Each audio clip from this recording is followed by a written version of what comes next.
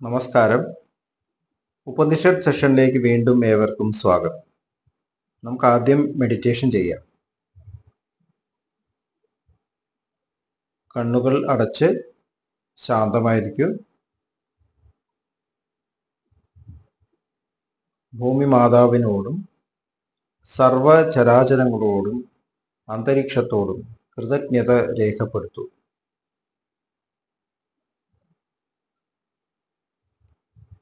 ഭൂമി മാതാവിൽ നിന്നുമുള്ള healing energy കാലുകളിലൂടെ പ്രവേശിച്ച് ശരീരം മുഴുവൻ വ്യാപിക്കുന്നതായും ശരീരത്തിലെ എല്ലാ ഭാഗങ്ങളെയും എല്ലാ കോശങ്ങളെയും റിലാക്സ് ചെയ്യാൻ സഹായിക്കുന്നതായും അനുഭവിക്കൂ.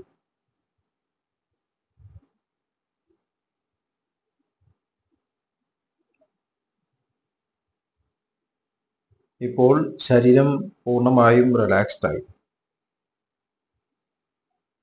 ഈ റിലാക്സേഷൻ ഹൃദയത്തിൽ അനുഭവിക്കൂ. ശ്വാസം ദീർഘമായി ഉള്ളിലേക്ക് എടുക്കൂ. ഹൃദയത്തിൽ സ്നേഹം നിറയുന്നതായി അനുഭവിക്കൂ. ശ്വാസം പുറത്തേക്ക് വിടുമ്പോൾ സ്നേഹം പ്രപഞ്ചം മുഴുവൻ വ്യാപിക്കുന്നതായും അനുഭവിക്കൂ.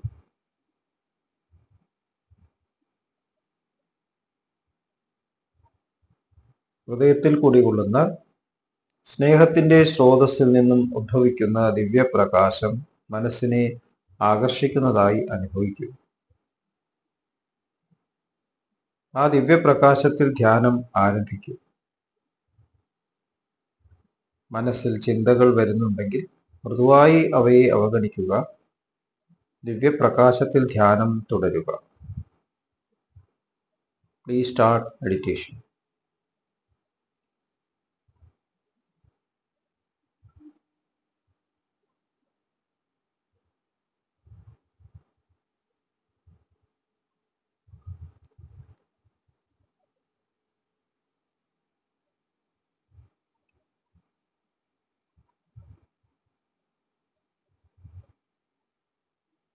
ഓക്കെ. കണ്ടീഷൻ ഹൃദയത്തിൽ നിലനിർത്തി പതുക്കെ കണ്ണുകൾ തുറക്കൂ.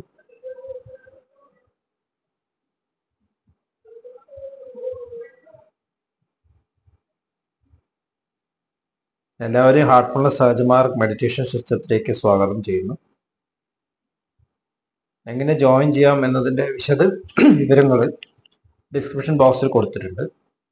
ഈ വരുന്ന 21-ാം തീയതി, ജൂൺ 21-ാം തീയതി ഇന്റർനാഷണൽ യോഗ ഡേ ആണ്.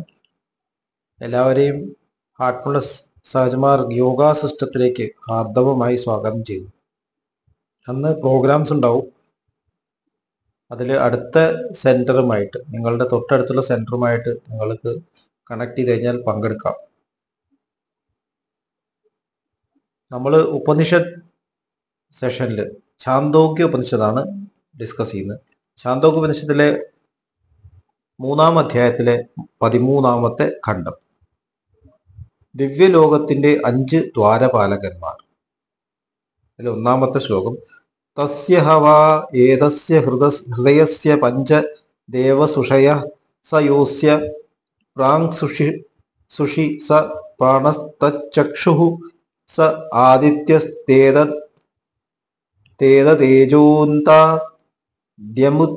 ദ്യമുത്യുപാസീത തേജസ്വ്യാനാദോ ഭവതി യ ഏവം വേദ. ശരിക്കും ഹൃദയത്തിന് 5 ദ്വാരപാലകന്മാരുണ്ട്.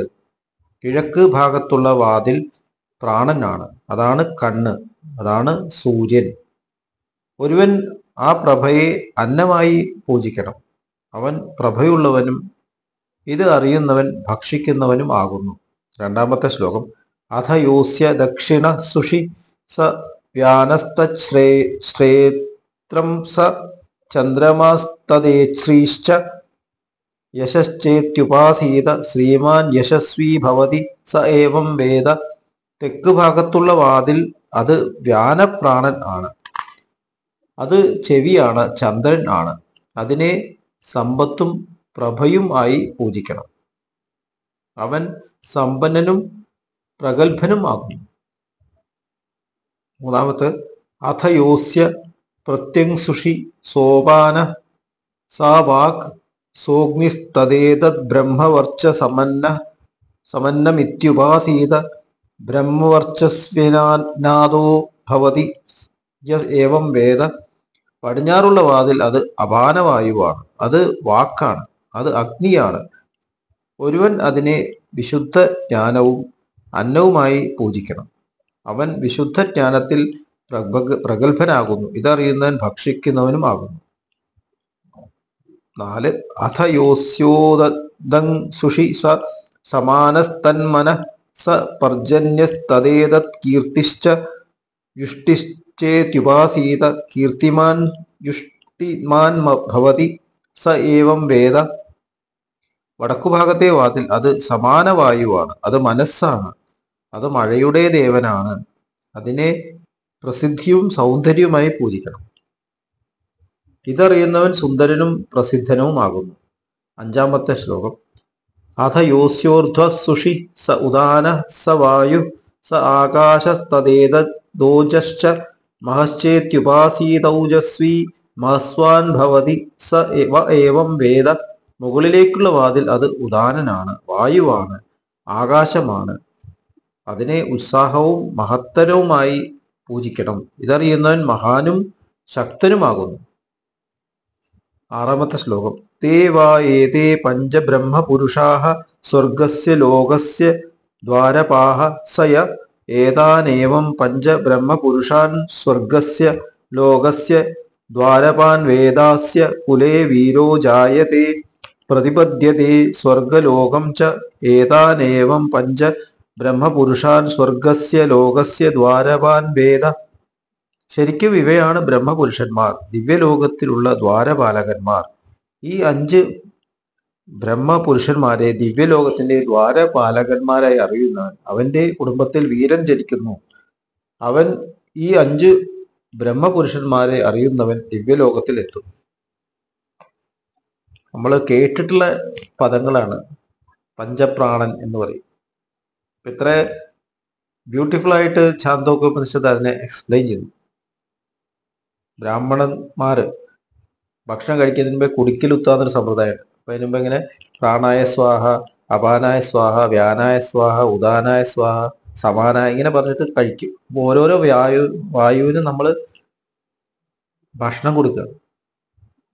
അപ്പൊ നമ്മള് ഭക്ഷിക്കുമ്പോൾ, നമ്മൾ കഴിക്കുമ്പോൾ എന്തിനാണ് ഭക്ഷണം കഴിക്കുന്നത്?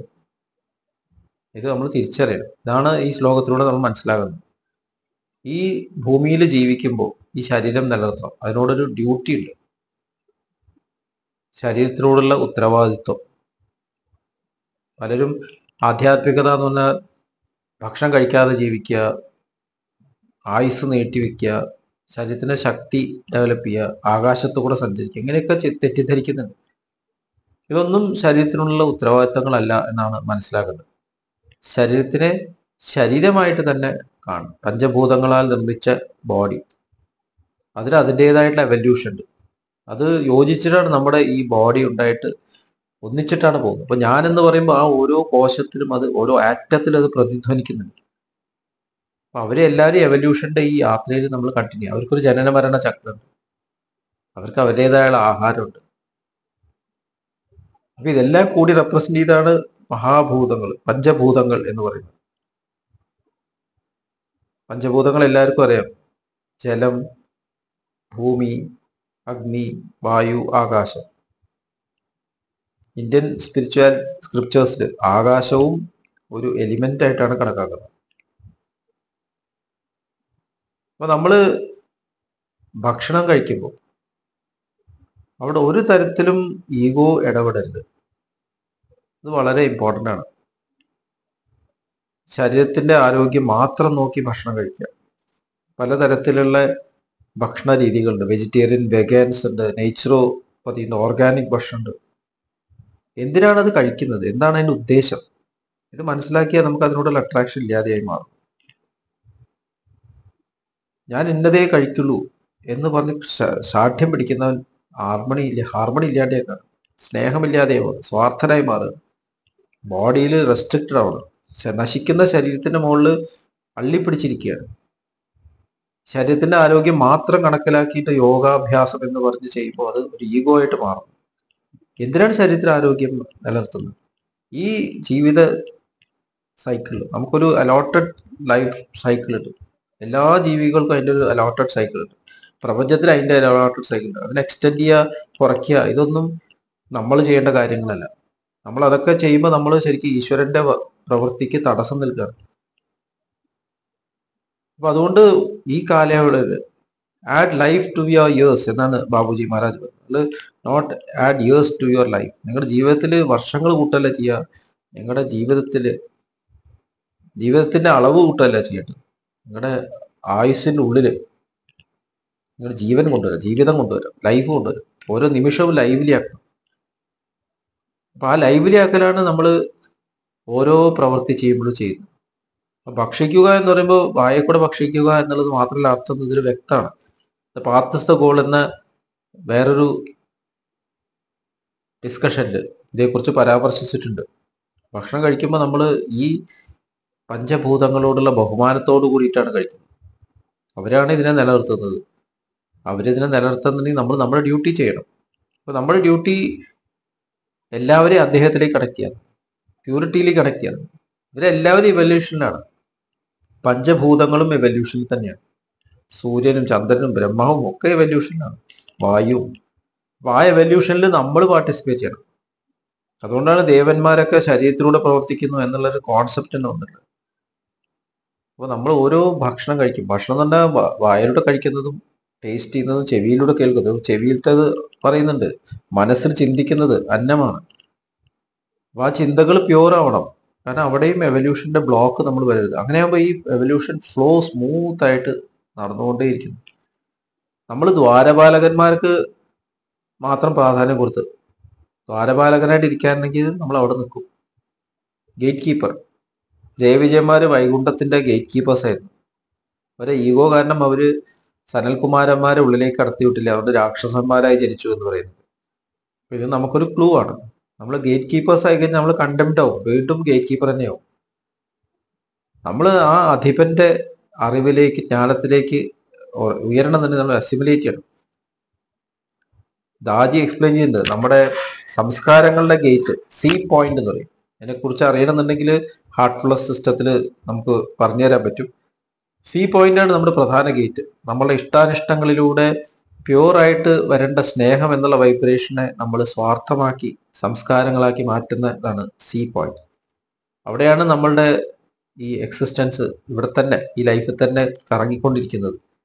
മനുഷ്യന്റെ പരിണാമത്തിൽ ഈ സി പോയിന്റ് കടക്കേണ്ട ആവശ്യം. അനിമൽ ലൈഫ് സി പോയിന്റ് താഴെയാണ്. സി പോയിന്റ് മുകളിലേക്ക് കടക്കണമെന്നുണ്ടെങ്കിൽ അവിടെ ക്ലാരിറ്റി വരണം, ഡിസയർ ഇല്ലാണ്ട് വേണം. അതുകൊണ്ട് ആഗ്രഹം ഇല്ലാണ്ട് ജീവിക്കണം എന്ന് പറയും.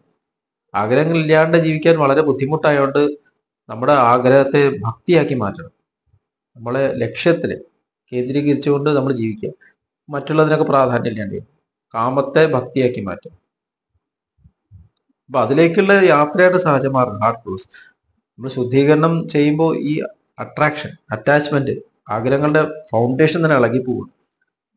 അതിനുശേഷം പ്രാർത്ഥനാഭാവത്തിലിരിക്കുമ്പോൾ നമുക്ക് ഫർദർ ഇത് വരുന്നില്ല, സംസ്കാരങ്ങൾ ഫോം ചെയ്തില്ല. കാരണം നമ്മൾ അദ്ദേഹത്തിലേക്ക് കണക്ട് ആവും, അദ്ദേഹത്തിന്റെ വർക്കിനെ അലോ ചെയ്യുന്നു. മെഡിറ്റേറ്റ് ചെയ്യുമ്പോൾ നമ്മൾ ആ വർക്കിൽ ഡൈജസ്റ്റ് ആയിട്ട് നമ്മുടെ ഈഗോന്റെ തലത്തിൽ നമുക്ക് അതിനെ മാനിഫെസ്റ്റ് ചെയ്യാൻ സാധിക്കും, ക്യാരക്ടറിൽ കൊണ്ടുവരാൻ സാധിക്കും. ബ്രെയിനിന്റെ റൈറ്റ് ബ്രെയിനും ലെഫ്റ്റ് ബ്രെയിൻ കോർഡിനേഷൻ എന്ന് പറയും. റൈറ്റ് ബ്രെയിൻ സൂപ്പർ കോൺഷ്യസും ലെഫ്റ്റ് ബ്രെയിൻ കോൺഷ്യസുമാണെന്നാണ് സയൻസ് പറയുന്നത്. ഇത് തമ്മിൽ കോർഡിനേഷൻ വരണം. അപ്പൊ പ്രെയർഫുൾ സ്റ്റേറ്റിനെ ജീവിതത്തിലേക്ക് കൊണ്ടുവരാൻ നമ്മൾ മെഡിറ്റേറ്റ് ചെയ്യണം. അതിനുശേഷം അത് ക്യാരക്ടറിലേക്ക് കൊണ്ടുവരണം. അപ്പൊ അങ്ങനെയാകുമ്പോൾ നമ്മുടെ ലൈഫിന്റെ ഫ്ലോ സ്മൂത്ത് ആവും.